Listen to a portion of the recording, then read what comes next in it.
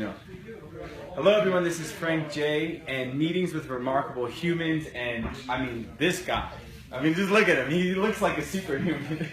This is John Jaquiz, and we are at the OsteoStrong Center in Albuquerque, and I would love to share your story and what you've been a part of creating for people.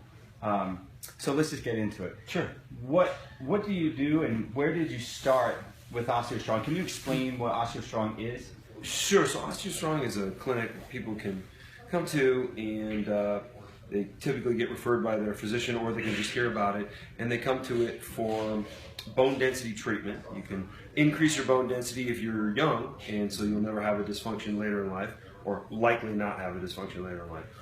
Or if you have lower bone density, which many females do, especially after 40 years of age, they can come here and recondition it, get it back higher to where it is when it's in their younger years.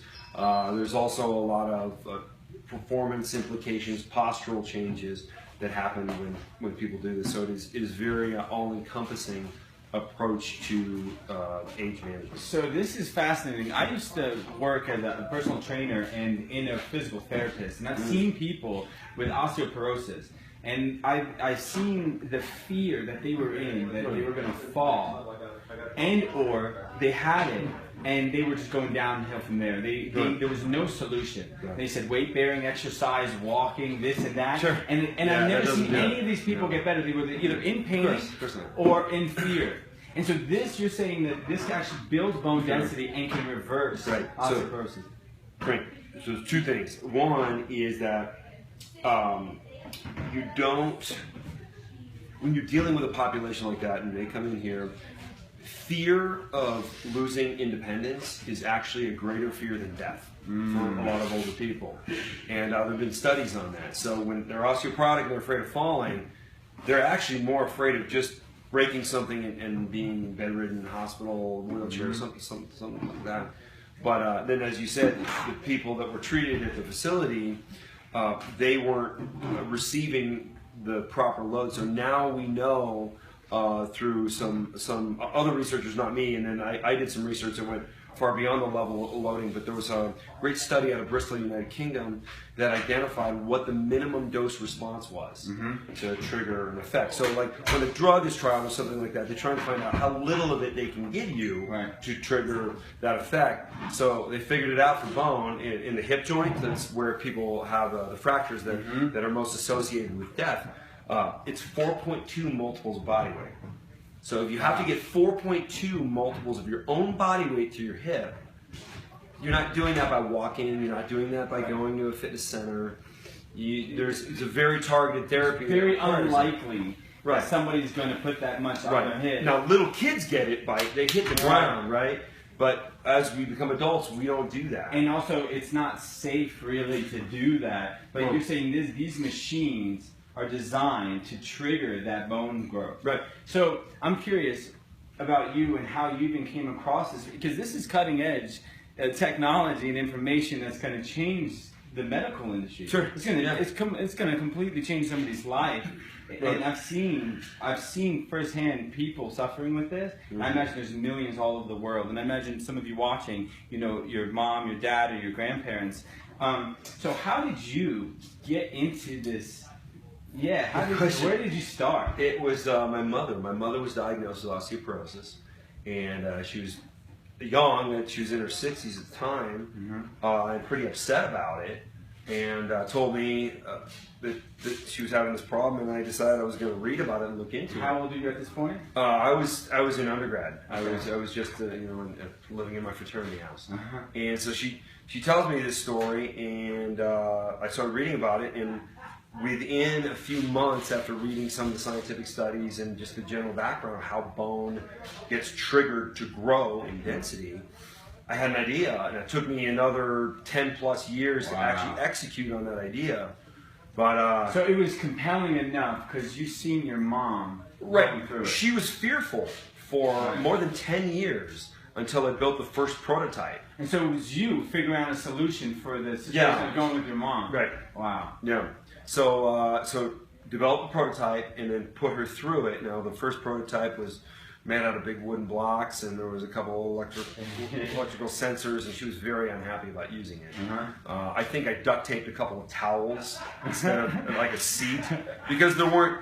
You put hundreds of pounds through the body, sometimes even thousands of pounds through different joints, and it's safe and it's not painful, but you need to have a little bit of padding, right? So I would just duct tape towels to wooden blocks, and she was very upset. Like, she's not happy about it. But after 6 months, she took another DEXA scan, and for that 10 plus years, she had been declining, and she started increasing in bone density. And then she believed it worked. Oh my God. And within a year after that, she was back to the bone health of a 30-year-old. Wow. Yeah.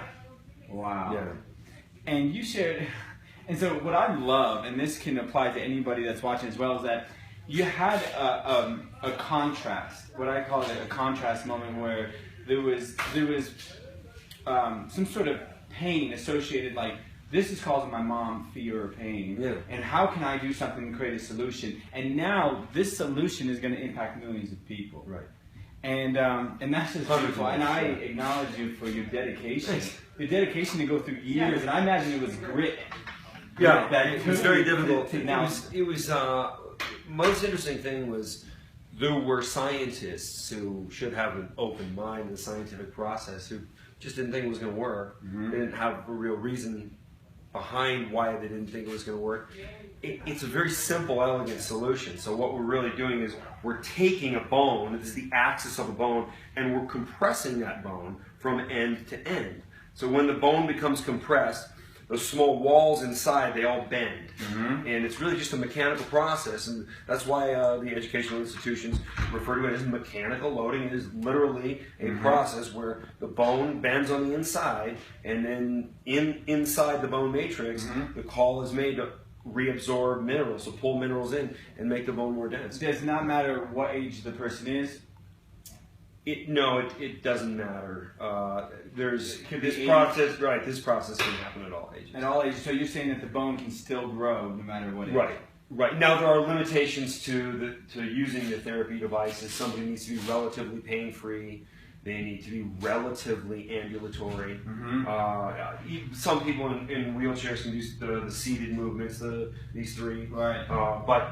But so there are some limitations, but for the most part, relatively pain-free, relatively ambulatory.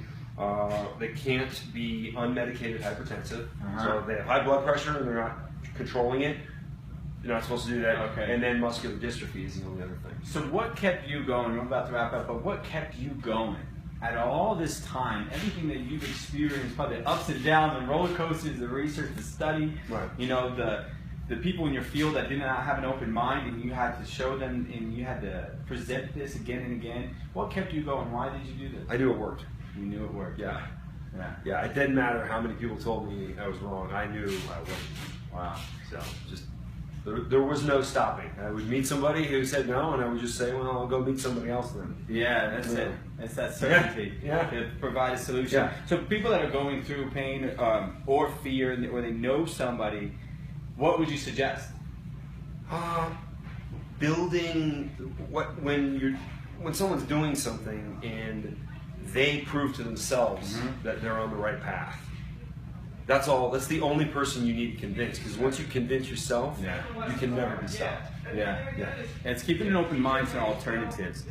And okay, last question. Yeah. Okay, so personally, from all this whole life experience that you've lived and bringing forth this creativity and this alternative path, what have you learned through the whole process?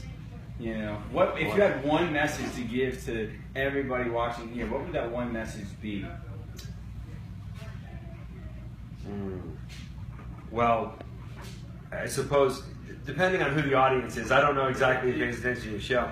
I would say pay attention to your statistics class. It will make a huge. That's one thing I did in school is statistics was like whatever. I'll have somebody else figure this out. No, that's an important one. Really understanding data. Most people take that for granted. There's very few people. Why is that important? Because to convey a message, to change someone's thinking, and be able to pull together data and create an argument, so that, and then be able to distill that argument down so you can explain it when, even a social environment, so they can learn. Because remember, we're not just trying to come up with something and throw it on the internet. And at first, I would put these very complex arguments and data I didn't even fully understand, but I knew it proved really what I was trying to say. Instead, having that data, understanding that data backwards and forwards, being able to lecture on it to even another scientist, because I ultimately ended up getting a PhD in biomedical engineering.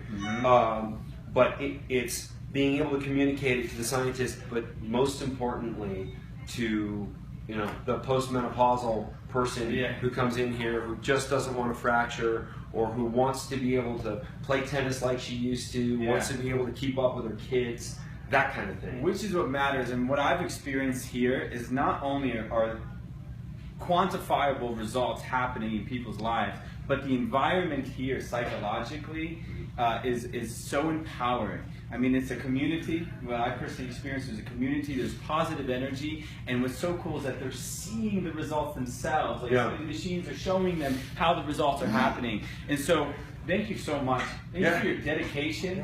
And everything that you've done to create this amazing solution. Thanks. Appreciate it, brother. And before you close off there, Gary, if you don't know about OsteoStrong, Google it and see if there's one in your neighborhood. And if not, message me personally and I will connect you with these guys and we'll make sure that happens. All right, peace and love, everyone. Cool. Nice.